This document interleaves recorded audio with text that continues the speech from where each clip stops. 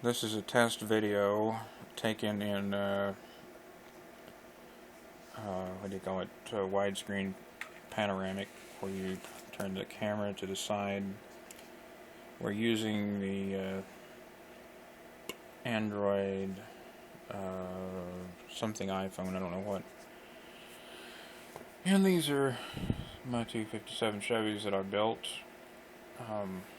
This one I painted the body. This one I did not paint the body. I just painted the engine, underhood components, blah blah blah blah. This one is missing some pretty nice looking things here that enhance the look of the fins. It's missing one of those. Okay, well, this one what I did. I painted it kind of sloppy, but you know I'm not a professional here. I painted a red ring around the hubcaps. They were silver, just going to be silver on the tires. I wanted to make it look like there was like a red wheel under the hubcap. And this one comes with a blue wheel, so that's not a beauty ring. That's the actual screw-on hub that's blue colored underneath the hubcap. These are actually hubcaps on this one. This car is pretty realistic here.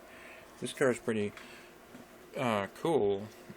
I like the engine and everything. It's a larger scale. It's just kind of a mix and match of what I like and dislike.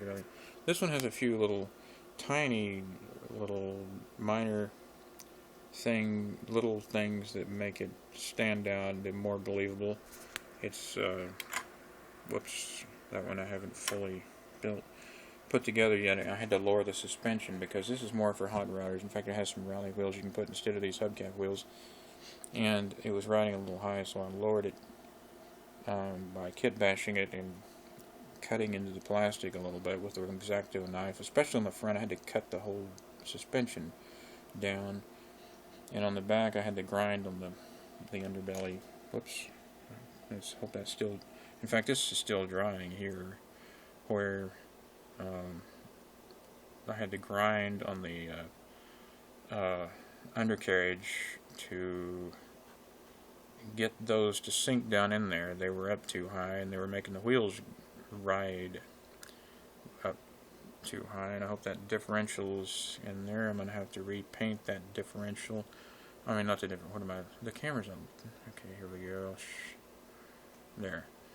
The drive shaft needs to be repainted. Since I kit bashed all this shit in here, the shock springs need to be repainted. I had to get my fingers in there, and I rubbed some of the aluminum paint off of there. Okay. Let's see, this thing can't see too well. When you get up too close, it blacks out. The engine looks good. I didn't have to repaint it. Well, there's maybe a few little areas on this transmission I need to touch up on.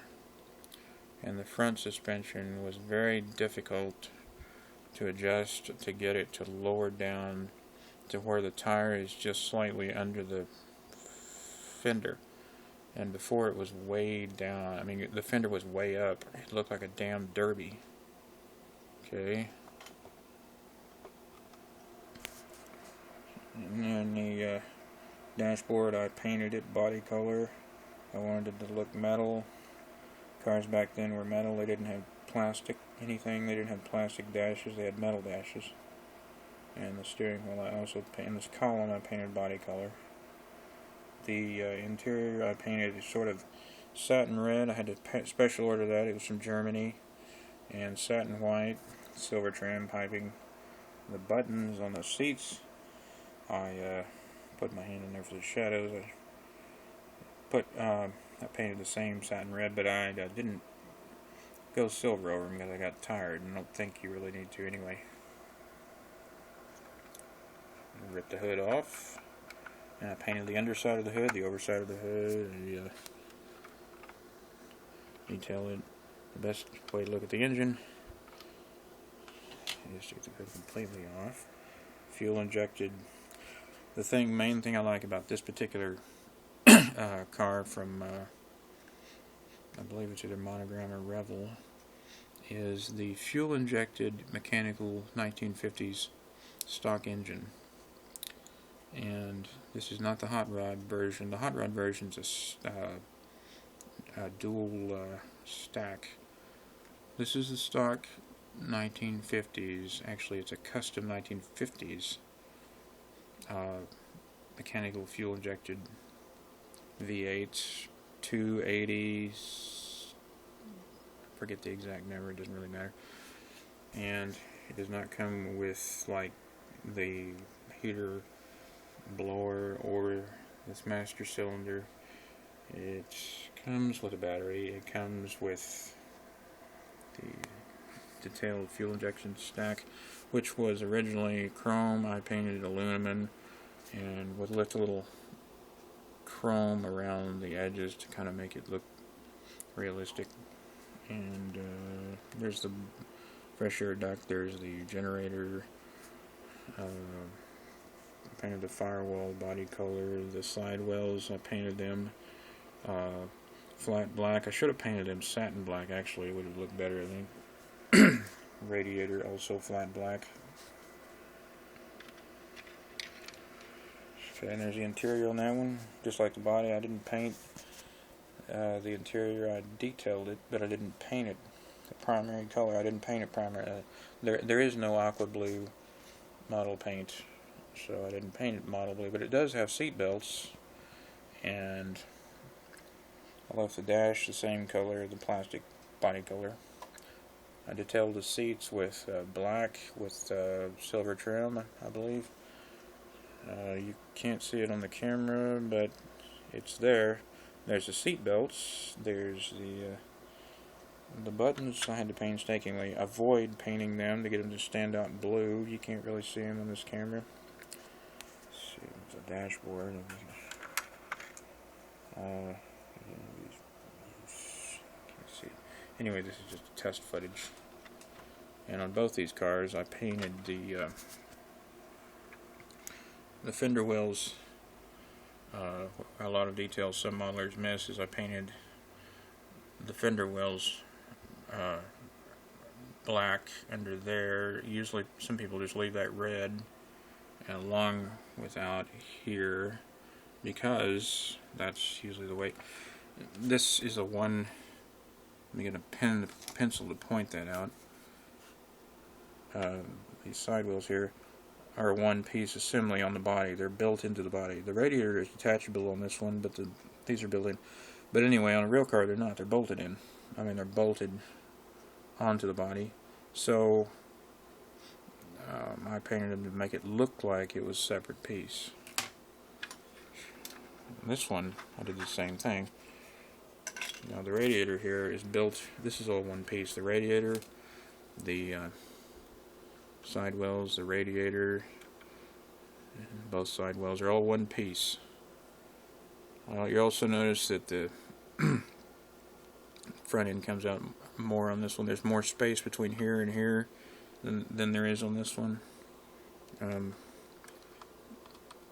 put the grill on there. I don't know which one's to scale. This one looks more believable, I think.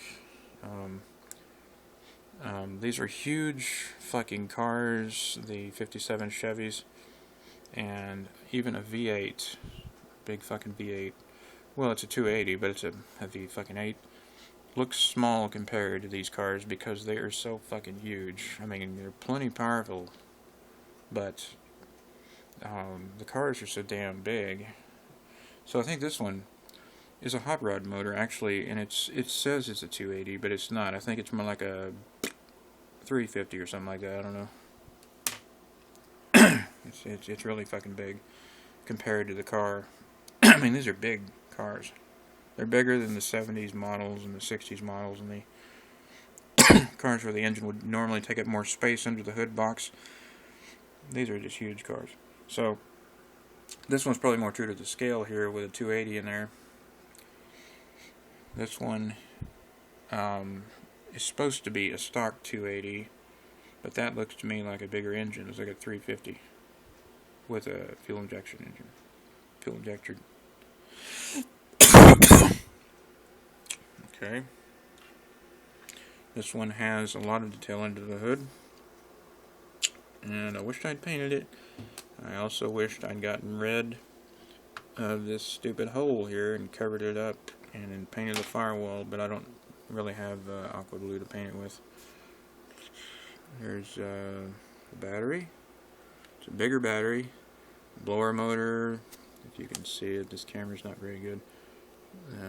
The blower motor, the generator. The other one's got a generator. Of course, most cars do have generators, unless they're crappy curbside. This is master cylinder, you know, and it's just a basic carburetor air filter affair. I left the chrome on this Chevrolet Insignia here to make it look believable, and I think that's the way they really are. They don't. Some people will paint over that orange when they restore these.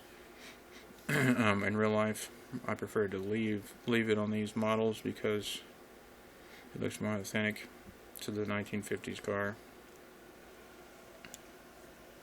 And let's see what else we can point out here. Nice detailing in the back. I have another 57 plate that I put on this car over here that I'm going to glue back on when I get done with the suspension. And this one's under chassis. I painted flat black. Again, I think satin would have looked better, but I didn't heed the warning of the box. It doesn't really tell you what color to paint it on this particular car, but the other one had satin black. I thought flat black would be more realistic, but I think satin would probably be better. And I painted the suspension gloss black, so I'm happy with that. And I should have painted this undercarriage satin black and instead of flat black. And the transmission aluminum, the engine yellow. You can paint it any damn color you want, but some of this stuff I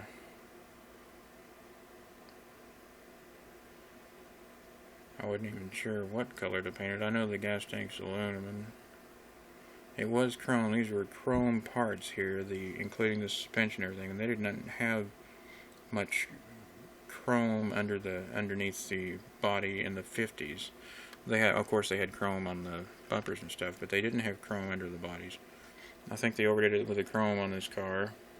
That's why I took it off and I painted it my own way.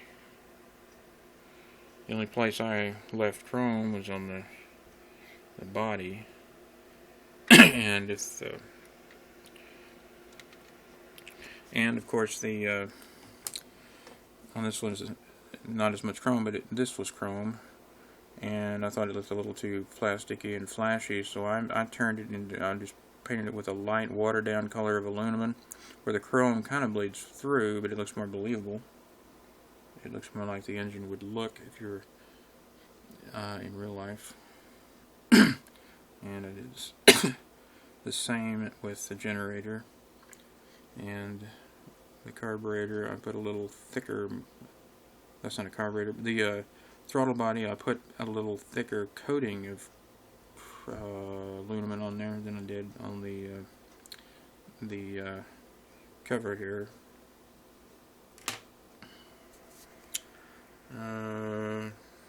And again, I put the insignia, I left chrome and I painted orange over it, because I think when you just have chrome rocker arm covers, it looks stupid, unless you're going to do a hot rod.